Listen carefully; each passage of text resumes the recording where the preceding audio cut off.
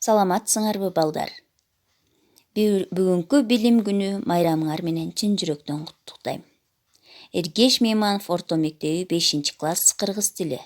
Бүгүнкү сабагыбыздын темасы тил пикир алышуунун куралы. Бүгүнкү сабагыбыздын максаты тилдин коомдогу орду байланыш куралы экендиги жөнүндө билесиңер.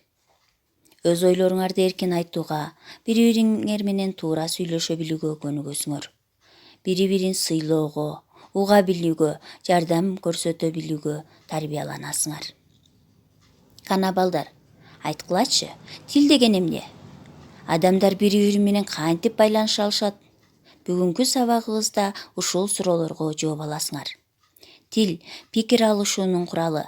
Адамдар ортосундагы байланыш жана баарлашуу, карым-катнашты тейлөөчү каражат. Эгерде тил болбосо, өз ара пикир алышуу, биргелешкен эмгектин болушу мүмкүн эмес.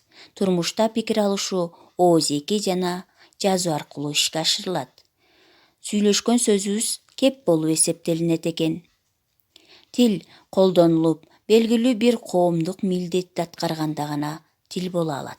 Эгер колдонуудан чыкса, ал тил болуп эсептелинбейт.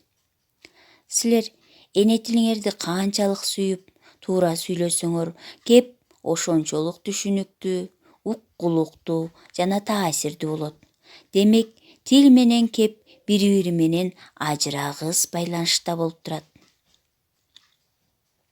Кептин оозеки, жазма, диалогтук, монологтук кеп деген түрлөрү бар.